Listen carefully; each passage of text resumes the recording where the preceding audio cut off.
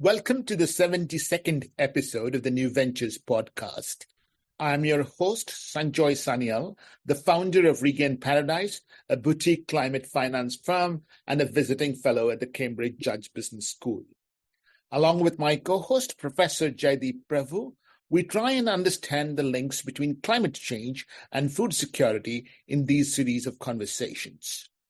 Hello, everyone. I'm Jaideep Prabhu. I'm a professor of marketing at the Judge Business School, University of Cambridge. My area of interest is frugal innovation, how to do more and better with less. I'm particularly interested in how frugal innovation can be applied in the food sector to enable us to deal with issues of climate change and ensure food security. I'm delighted to be joining Sanjoy on this podcast with our guest today.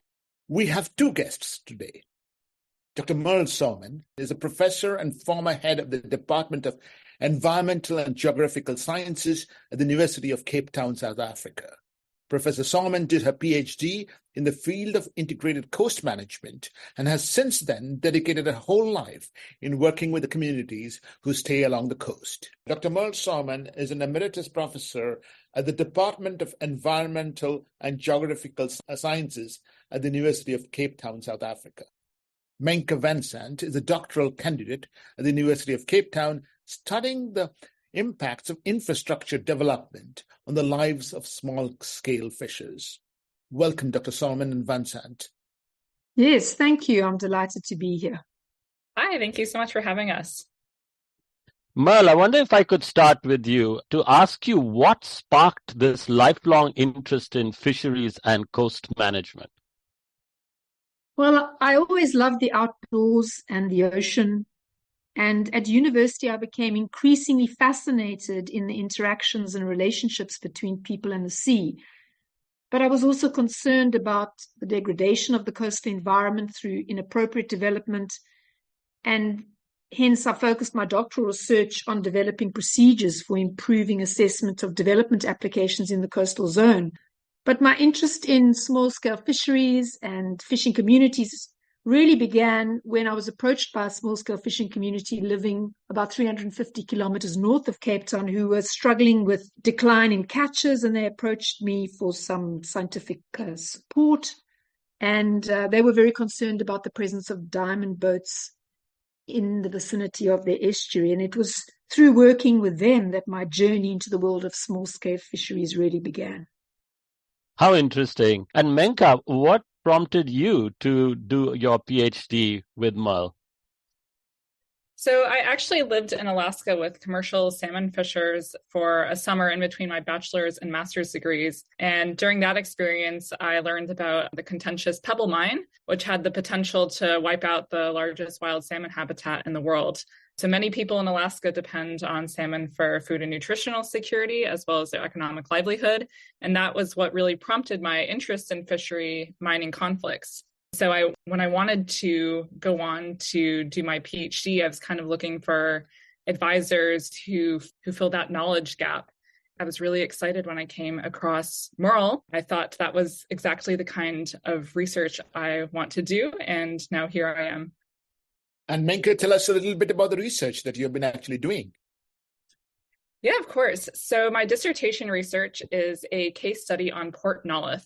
It's a very small diamond mining and fishing town up in the Northern Cape. It's actually quite close to the Namibian border. And my research in a nutshell exemplifies the historic and contemporary harm of mining and how this community has really been burdened with the environmental, social, and economic costs of the extractives industry. So first it began with colonialism and the apartheid regime, and now it's really globalized capitalism that has taken and is taking so many of their resources, but it's very unclear what is being given back in return. My research analyzes how these historic harms have influenced the community's perceptions of more recent developments, such as offshore oil and gas, that the government and the private sector are both pushing, and how these perceptions compare and contrast with the key stakeholders that are driving this ocean economic agenda. So I specifically work with small-scale fishers and diamond divers, but Port Nolloth is a quite small community, and the relatives of fishers and divers have also participated in my research. And one thing that really stuck out to me is one research participant told me that Port Nolloth is a place that the world forgot. And I think that sums up my research quite well. It's a ghost town that sits upon one of the most biodiverse areas in the world with an incredible amount of natural resources. But looking at the town, you would never guess that. It's truly a ghost town there. There's really not much going on there, and the people are hurting. And since you use the word ghost town, Merle, Menka has actually sent me quite a few of your papers as a preparation of this podcast. One of the things I really understood was that small-scale fishers play a very pivotal role, but that role never shows up in the country's GDP figures. Is that right? Yeah, I think that's very true.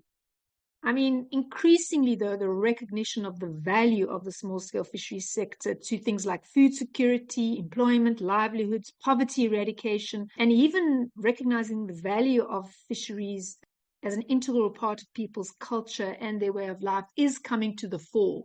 But, not so much in South Africa. The problem is these values are really difficult to monetize.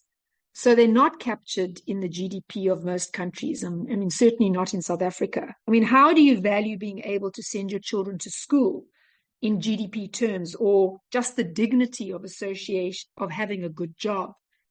So although I think there is increasing attention to the sector in enhancing our understanding of its importance, we still don't have the tools to ensure that these values are captured in GDP terms. That's such an important point, and the importance of community as well, and communities. So Menka, I wonder if you could tell us a little bit more about this community. I imagine they have a long tradition, and yet, of course, as you pointed out, they are often poor and marginalized and unheard. Their voices are not heard. Can you tell us a little bit more about their lives? Of course. So small-scale fishers are a historically marginalized group in South Africa. And they were only allowed to fish for themselves instead of a commercial fishing boat once apartheid ended. But their connection to the ocean is quite special and profound. The role of small-scale fishers is really important in terms of food and nutritional security and economic livelihoods.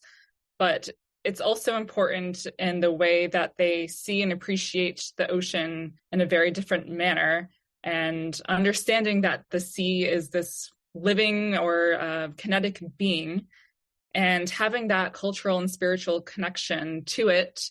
It's a place where they believe that their ancestors lie. And unfortunately, this tradition is not really reflected in processes such as marine spatial planning and ocean economic development. These plans are spearheaded by the South African government.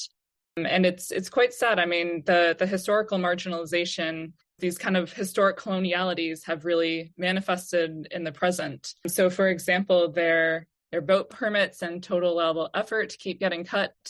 Remains very unclear as to how they're going to be able to feed themselves. And it's quite scary. There are not many youth who are actually taking an interest in this cultural heritage of fishing. And it's quite scary to see that this culture and way of life could potentially be dying out. All the fishers we work with are older, and their health and livelihoods are really being diminished, especially when they have to be prioritized. The sea is their livelihood, it is their culture, and they really need support to be able to live out what they have always done intergenerationally. And what is the role of the women in these communities? Yeah, so especially women in this sector, they have an important role as what we call fleckers in South Africa.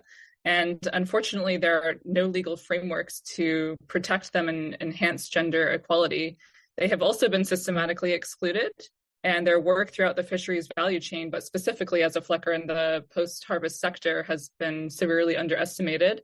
Another issue that really needs to be discussed, and that has cropped up in my own dissertation research, is that when we speak of these extractive developments that are also taking place in and around, these coasts and the offshore, there's also gender-based violence that occurs in these communities whenever there is a mining activity going on.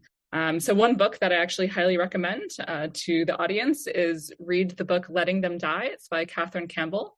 And I actually found it quite profound just looking at my own research. It was not something that I was quite expecting, coming across the impact of women and especially the public health aspect as well of the impact on mining communities. So this book particularly talks about the HIV/AIDS crisis on women in South Africa and in mining towns. So yeah, it's a topic that has come up in my research, the public health impacts of the diamond mining industry and how women are often left with very few choices in terms of employment. So one thing that has come up in my work is that, women often prostitute themselves to a miner. She could end up getting an STD, HIV, tuberculosis, or becoming pregnant. And these are issues that are often overlooked in the social impact assessments in the mining industry. So yeah, it's really twofold. It's one, the women who do partake in the fisheries sector need to have this legal framework and protection and really enhance gender equality within the sector. And then the second aspect is also looking at the impact of mining within women in terms of public health and employment. I understand that, Menka. One thing that struck me is when you said that the youth are not involved in fishing anymore. So I'm going to ask actually Merle, because, again, the papers that you sent me seem to indicate that in a small scale, fishers do survive even after decades of marginalization, discrimination, and very direct support of the government to the industrialized fishing sector. Does that surprise you that these communities do survive at all? Yeah, well, I think their resilience is remarkable in the face of colonialization, global capitalism, the privatization of the oceans now, very much with the sort of rise of the blue economy, and their exclusion from decision-making process. In fact, their exclusion from the sector, from the fishing sector for many, many years, although, there has always been fishing, informal fishing, and many parts of our coastline in South Africa, were not being monitored, patrolled. And so fishing has always taken place in many of these more sort of traditional areas. So people have continued fishing despite all of these pressures. So what makes them more resilient? Honestly, I don't have an easy answer, but I think it's their connection. It's their strong cultural connection to the ocean, their innovation, their knowledge of the environment, I think. And of course, their absolute dependence on these resources for survival, I think, enables them to find ways of continuing with their fishing practices. Menka, tell us a bit more about how these various forces are threatening the survival of these communities: industrialization, mining, globalization, and maybe you could tell us of your experience of other sites as well if you've studied them. Sure. So yeah, I'll start off with Port Nolloth because that's what I know best. And it's actually why I chose this town to really do my case study and do a deep dive into it, because of all the factors that you just mentioned, both historic and contemporary. So there is a massive influx of mega infrastructure developments coming into an area that has already been historically harmed by mining. And it is very unclear how exactly these development activities are going to benefit the local communities. So Port Nolloth and the surrounding areas in the Northern Cape have several capital-intensive development proposals being circulated.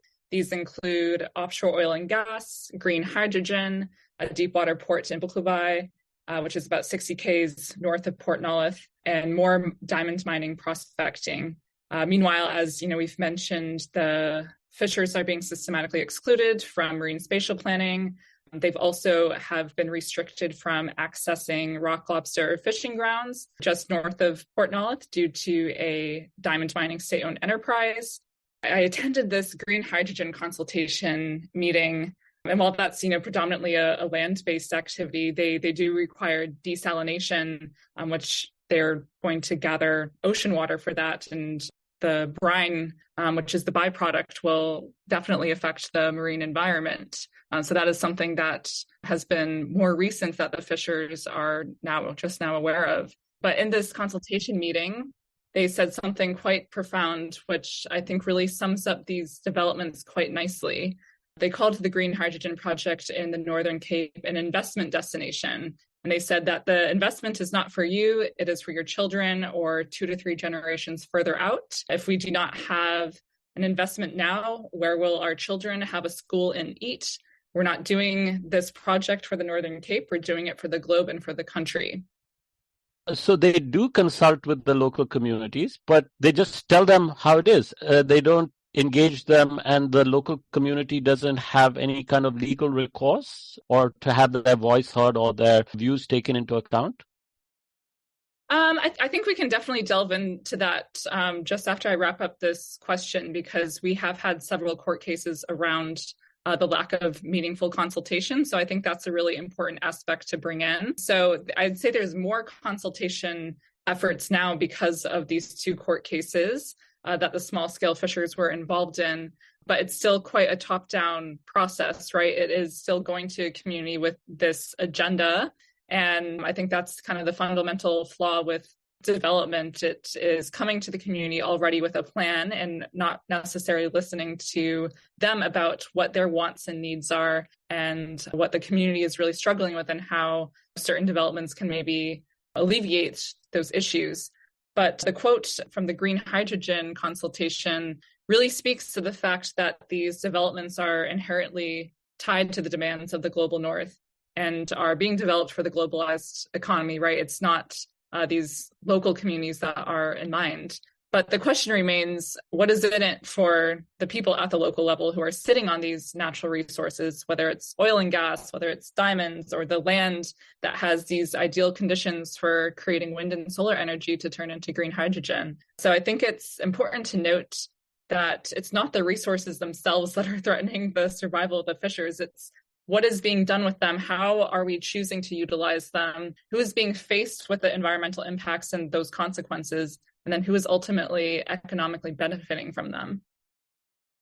Well, Venkat mentioned about infrastructure development, but we've had other projects, and I know you have written about them as well, that is about marine protected areas, which are actually meant for conservation, also affecting the livelihoods of small fishers.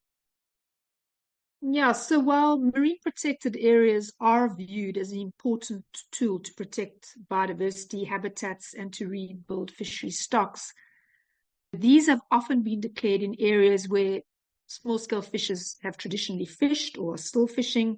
And of course, this has had huge impacts on food, livelihoods, access to important cultural sites, and so on.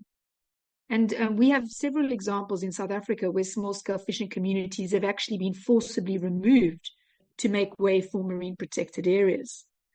So on the one hand, whilst we're concerned about the increasing pressure, in particular from many of these extractive industries that Menka's talked about, and we're obviously concerned about the destruction of our coasts and our oceans, marine protected areas should not be seen as the panacea, because really small-scale fishers are not the main cause of biodiversity loss, of fisheries collapses or declines. While I agree that marine protected areas are an important tool to protect biodiversity, habitats, and build and rebuild and protect fishery stocks, they have often been declared in areas where small-scale fishers fish and have traditionally fished. And of course, this will result in huge impacts on their access to food resources and on their livelihoods. And in South Africa, we have several marine protected areas, and mostly these are no-take marine protected areas. And of course, small-scale fishers have, in some of these areas, been forcibly removed to make way for MPAs. So there's a very long legacy of MPAs having a very detrimental impact on small-scale fishers and on local fishing communities. For our audience, when Merle says MPAs, she means marine protected areas. It's a fairly common terminology in this area in South Africa.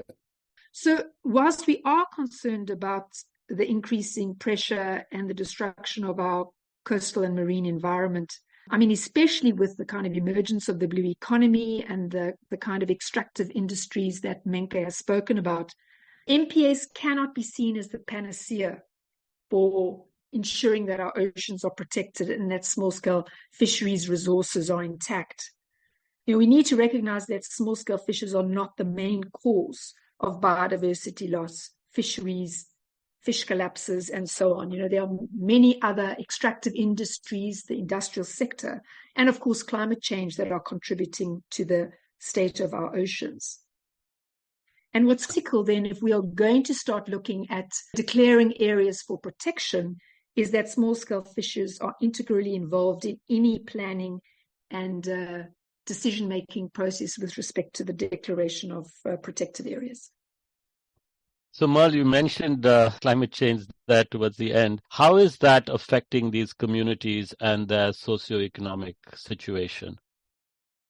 Yes, so of course, small-scale fishers are already living in dire socioeconomic circumstances, and they're just not getting the support from government.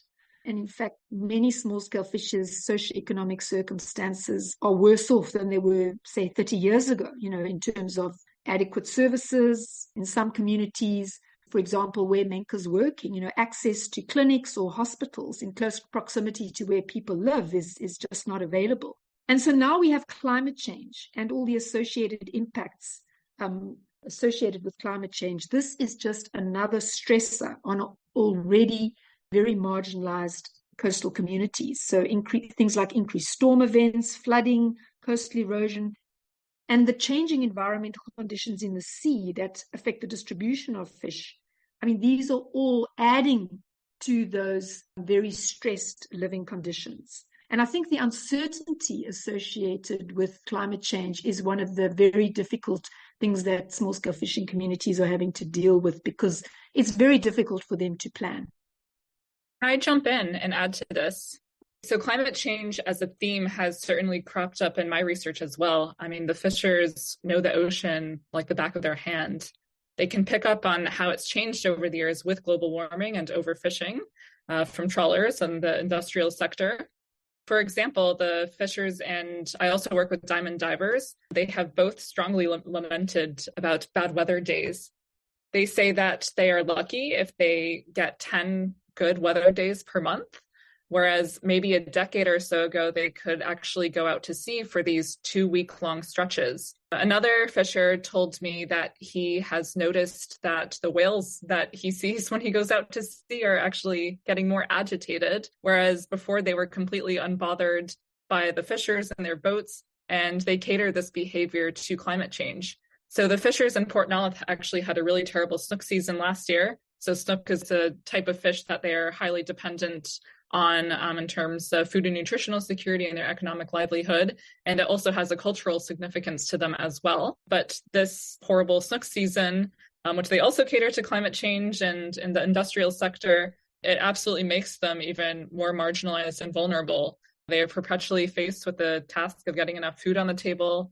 And it just seems to be getting worse year after year due to these climate change impacts, and coupling that with being systematically excluded from marine spatial planning and total allowable effort and catch processes. I'm going to reflect a little bit on what we have learned so far. I know we're going to get into the details of your dissertation, Menka, but even what we've heard so far makes me understand the literature of climate change that we read come to life, really, in the words that you have said. These communities are vulnerable. They do not have access to health, education, and they are affected by climate change in a way nobody else is. The words that we use in climate change language, lack of adaptive capacity, really come across in the work that you have done, sitting and working and talking to these communities. Menka, it is very, very obvious. At the same time, what is absolutely very, very critical that I think the audience should take away is the contradiction between the transition to the low carbon economy and the local food security in these regions. The transition to the low carbon economy involves the global energy transition, green hydrogen, offshore wind, and of course, countries like South Africa would like to take out as much oil as possible from offshore oil and gas installations to increase the country's economic benefits, even as the world weans itself off on oil. But at the same time, the offshore wind energy installation, the green hydrogen installations are going to affect the local communities. And so will conservation efforts, the marine protected areas that Merle is talking about. This contradiction is, I think, at the heart of the problem of the way we approach climate change and the practical considerations that we take at the community level? Yeah, it's definitely a contradiction. That's what I've noticed very much in my research. South Africa has a just energy transition plan, most of it which is green hydrogen.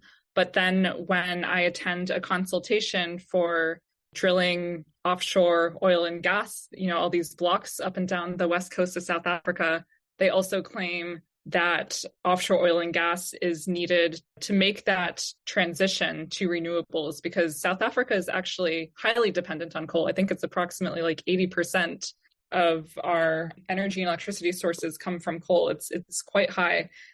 So when I go to these consultation meetings on offshore oil and gas, a lot of the arguments as to why we need it is because it is slightly less, or it's, I guess, slightly more cleaner than coal. And that South Africa just really needs to, change the way that our electricity is being produced and consumed, because we are deeply affected by load shedding, which are these rolling blackouts. There are still so many communities around South Africa that don't have electricity access. But I think we really need to interrogate, is offshore oil and gas the answer? It requires a massive amount of infrastructure. Menka, I'm glad that you are bringing out the contradiction. How have the communities responded to this potential loss of livelihood? Sure. So, yeah, we had two critical court cases a couple years ago, which small-scale fishers took two corporations to court.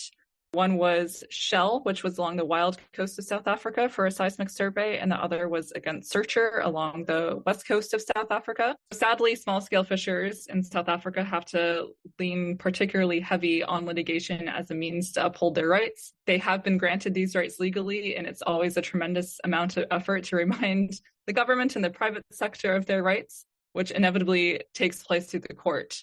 So these two recent court cases against Shell and Searcher were due to the lack of meaningful consultation for seismic surveys along these two coasts. And the fishers argued that the seismic survey was a direct impact to these coastal communities and their right to food. The data wasn't accurate on where the snook runs, where they even go out to sea to fish. And ultimately, there was no effort to speak to them about these seismic surveys. And also to clarify, seismic surveys are kind of the tip of the iceberg, so to speak, for offshore oil and gas. It's really just a mechanism to find hydrocarbon deposits underneath in the ocean. And so while the fishers won both the court cases, we're now faced with the issue of what do we actually want out of meaningful consultation? And it's very important to distinguish that meaningful consultation is not consent. So just because someone is consulted on a development does not automatically mean that they consent to such an activity happening. But now that these companies and the government, they're making more of an effort to go directly to fishers and coastal communities. But as I've mentioned before, it's still quite a top-down process. They go and they explain what the seismic survey is, what it does, and then we can add public comment. But like I said, litigation can only do so much. It doesn't give fishers the livelihood that they rightly deserve, but it does help them uphold their right to a livelihood that is dependent on marine resources, which is more often than not violated.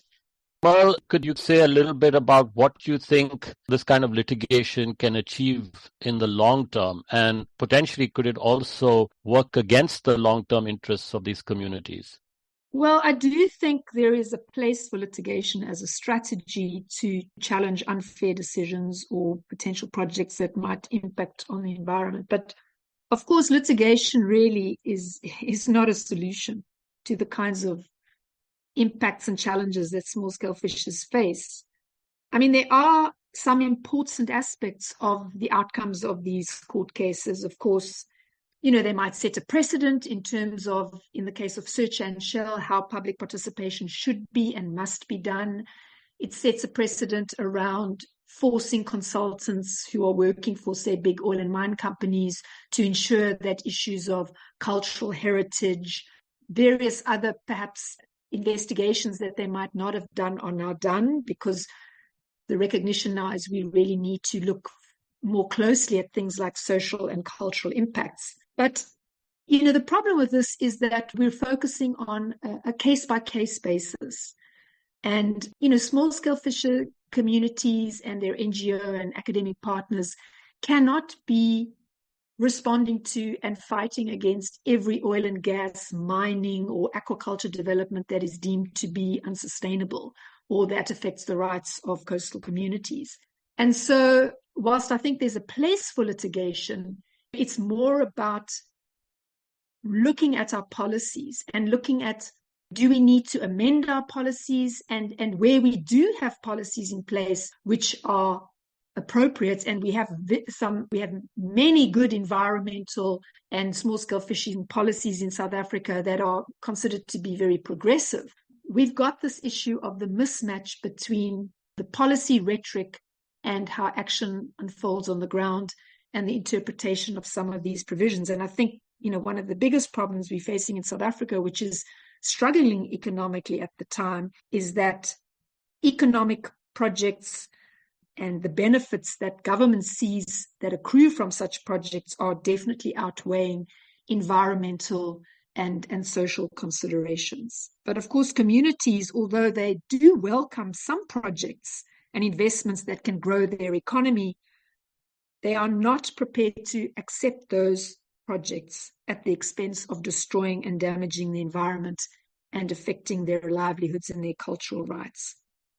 Exactly my point, Professor Merle. Is there a new future that we can at all envisage? I mean, the IPCC chapter on climate change and adaptation devotes 10 pages, perhaps, on small-scale fisheries. The FAO has published a full report on it. What sort of policies, or more particularly, as you say, how should governments implement policies that protect the livelihoods of small-scale fishers in the context of economic development and climate change? Well, that's a very big question. And of course, it's the heart of the issue, this balancing kind of socioeconomic development needs against environmental and social justice issues. And in fact, our constitution, is very clear about the environmental right and the protection of human rights, but it also has a very clear statement that we need to balance these two. And of course, we believe the government's not getting the balance right. I mean, we do have things like the voluntary guidelines for securing small-scale fisheries in the context of food security and poverty alleviation. We do have guidance coming from the IPCC. And in fact, our government has embraced these kinds of provisions, which really are there to ensure that small-scale fishers, coastal communities are protected against these kind of extractive activities, against the potential impacts of climate change. And I think I get back to this point about this breakdown between government rhetoric and their embrace of these international soft law instruments, these guidelines, but the way in which these provisions are interpreted. And I guess that's one of the reasons why communities and their NGO partners are often ending up in court, because they're basically challenging the way in which these provisions are being interpreted. So how can government implement policies in a better way that serves the interests of both the economy and communities, remains the big question. And I guess civil society, small-scale fishing communities, academics, NGOs are really working collaboratively in South Africa to try and hold government to account. You've been looking at this for many, many years. Is there any one example that you think in South Africa or outside that you would say, yes, let's do it this way, what I would call a successful policy implementation? I guess my mind immediately goes to places like Madagascar and parts of the east coast of Africa, where we have the introduction of things called locally managed marine areas, LMMAs, where local communities are basically being given much more power to take responsibility and make decisions about their own coastal areas. So their traditional rights to harvest resources, their cultural rights and cultural connections to the oceans are being recognized and respected, and they are basically acting as stewards of these coastal areas. And there we're seeing things like recovery of marine resources. We're seeing local communities playing a much more active role in decision-making, in management, in putting in place rules to access and harvest these resources. So I guess this idea of devolution of power to the local level, to communities who, as Menka has said, have a much better understanding and knowledge of their environment, is really a very important mechanism, I think, for improving this balance. So really increasing the powers of local communities as rights holders and custodians of their own resources. But unfortunately, the power of economic growth and the government's desire to kind of grow the economy at all costs in South Africa is really mitigating against that devolution of power and that respect of those traditional rights. So we've talked a lot about the role of policy and the government. What is the role that corporations can play? What's the positive role that they can play in this process? And I'd like to ask both of you that, but maybe I'll start with Menka. Sure. So what I have noticed in my work and attending all these different consultation efforts by the private sector is there is definitely this fundamentally different goals and needs between corporations and communities who are affected by mining and extraction. So they're required to do social impact, but it's not necessarily in the interest of corporations, even though they might say it is. But is it actually enforced? And what are the community's expectations of getting a return from a corporation? For example, many oil and gas companies will promise a new school or a garden. And I have actually heard one oil and gas corporation that they would say that they would go to a community and address menstrual health and hygiene. So should they be the ones talking about such subjects?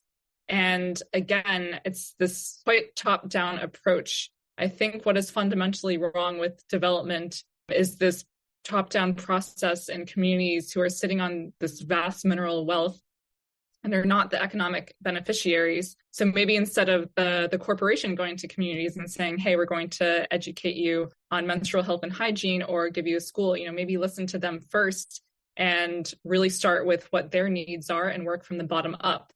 But again, it's not necessarily the interests of a corporation whose priority is maybe profit. But we can and we need to interrogate how or if we can actually live in this globalized capitalist society which these corporations are really thriving on, and which is the ultimately kind of the barrier between communities benefiting from natural resource extraction and how corporations and the government actually treat these communities. I don't really have an answer, to be quite honest, but I think it really needs to start from the communities themselves and work up. I think this top-down process just hasn't worked for them and something needs to shift. Well, I'd be very interested in your views, and particularly if you know of examples of good practice, again, from corporations. Yeah, so I think Menka's captured some of the key issues there, but the biggest issue is that, corporations, investors, they are coming into local communities, promising jobs, skills development, local economic development, which of course is attractive to poor coastal communities. Yet when it comes to the actual implementation of these projects, the benefits that flow to these communities, as Menka has really said, is very limited by comparison to the profits that are being made by these companies. I mean, Menka and I were just at a talk the other night where we heard about the billions being made by companies involved with heavy mineral sand mining on the west coast of South Africa. Yet the communities living in these very areas are still living in poverty, high rates of employment. And, there's a sense of hopelessness amongst many coastal communities in the midst of this wealth that's being generated. So what should corporations do? Well, of course, they need to consult. But consultation has to go beyond just having public meetings and giving the communities an opportunity to air their concerns. But these views, these values, this knowledge that is held by coastal communities must be integrated into planning and decision-making. And the problem is that that sometimes means that that project should not go ahead, which means government has to be listening to communities as well. It's not just the corporations, but government needs to get a better understanding of what the interests, the needs, the priorities, the values of local communities are.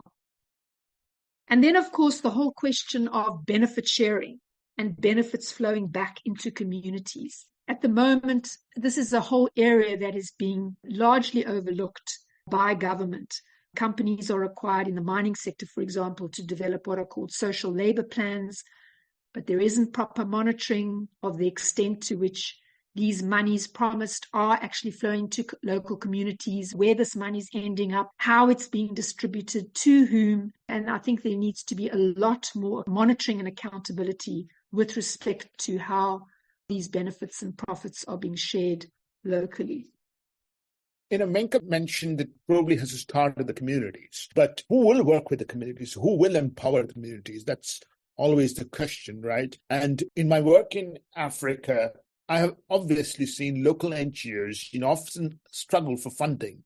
And international NGOs, they are well funded, but they're often moving from one project to another. They are sometimes looked at in suspicion by the local government as well. Where is the way forward, and how should local communities be supported?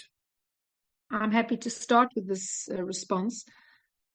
Community organizations and non-governmental organizations are playing a very important role in a variety of ways in coastal communities, in terms of raising awareness to the rest of society about the plight of communities and the threats to them, but also in raising their awareness about their rights in terms of the law, and also in building capacity of fisher organizations to challenge unfair decisions. And we have many non-governmental organizations and civil society organizations in South Africa that have long-standing relationships with coastal communities in this country. And so they're also supporting small-scale fishers in claiming their rights to their lands and to their waters, to their fisheries resources. They're also providing legal and technical advice. They're also facilitating their involvement in meetings and workshops, not only in South Africa, but even in linking up with fisher folk from communities in other countries. Now, some of these NGOs, as I've said, are long-standing. They've been reasonably well-resourced over the years. But of course, there are increasing challenges in securing funding. And I guess one of the reasons for that is in South Africa, there are more and more issues that are coming to the fore, new and emerging NGOs and civil society organizations dealing with the myriad of issues facing our country. And so I think the importance of building kind of alliances and partnerships of social partners in support of communities becomes increasingly important. And that's where I think the role of researchers and academics comes in, to work with civil society organizations, NGOs, to begin to support and tackle some of these biggest challenges. I think the other thing is, although there are many times where we're having to challenge government, we also need to bring government on board, and they too need to have their capacity developed in terms of having a better understanding of the needs, the priorities, and the rights of these coastal communities. Menka, you might want to add to that. Yeah, so the importance of these NGOs is really critical for supporting the small-scale fisheries sector. Merle and I often work quite closely with many of them. And I think one thing that has really stuck out to me since I came to South Africa almost 3 years ago is just the amount of time it takes for these people that are being affected by all these developments, the time that it takes to actually be going to these consultation meetings, right? Because as Merle alluded to previously, is that each of these individual blocks of offshore oil and gas or whatever extractive development is taking place, they are required to do consultation, and they do this piece by piece. So one block will have one separate environmental impact assessment and social impact assessment and consultation. And it adds up. It gets exhausting for the fishers in these coastal communities, and their livelihoods at sea. They should be at sea. They should be fishing. And I think that's where the NGOs and people like myself and Merle can really step up and help support them and go to these consultations and just kind of tell the fishers and be in communication with what's going on, because they don't have necessarily the time or the capacity, right? They're not getting paid to go to consultations. They really need to focus on getting food on the table. Their livelihoods are at sea. They're not in a meeting room necessarily. So while I think consultation is very important and for these fishers to be aware and for companies to be making the effort, it is still such a lengthy process. And I think these developments need to be looked at cumulatively and holistically instead of kind of this block by block scenario, because it's just very time consuming for everyone to be attending all these various consultation meetings. And that's where I see the NGOs really stepping up in regards to that, in regards to the court cases they've been heavily involved. So yeah, as Merle discussed, they have a really important role in South Africa, and we're seeing more and more of them crop up. And it is because of these plethora of issues and development activities that are just having this massive influx within South Africa. So yeah, they play this really critical role, and I'm excited to also see the different types of work that they come out with in the future as well. I think, they play an important role, but what I still struggle with is the type of funding that they will get. As Merle said, that there is a plethora of issues, so there'll be enough funding for these local NGOs to be able to do all the work that they need to do. That's a question that is still bothering me. Yeah, as I mentioned, I think funding is getting more difficult. I mean, certainly at the start of democracy in South Africa in 1994, there was a definite reduction in funding because I think many funders saw this new democratic government as going to pick up all the challenges that many NGOs were working on. But in fact, as the government has proceeded and developed policies and implemented policies, once again, there's been such a need for NGOs and civil society organizations to hold them accountable and sometimes, as mentioned, to challenge some of their decisions and their plans. I mean, what's surprising is that many of these NGOs are still going, and they're still going strong. So that suggests to me that they are managing to find funding. I'm also not familiar enough with the NGO funding arena to make predictions into the future. But what I will say is that we have many thriving NGOs and community-based organizations in South Africa. We've come to the end of the podcast. Menka and Merle, what questions do you have for us?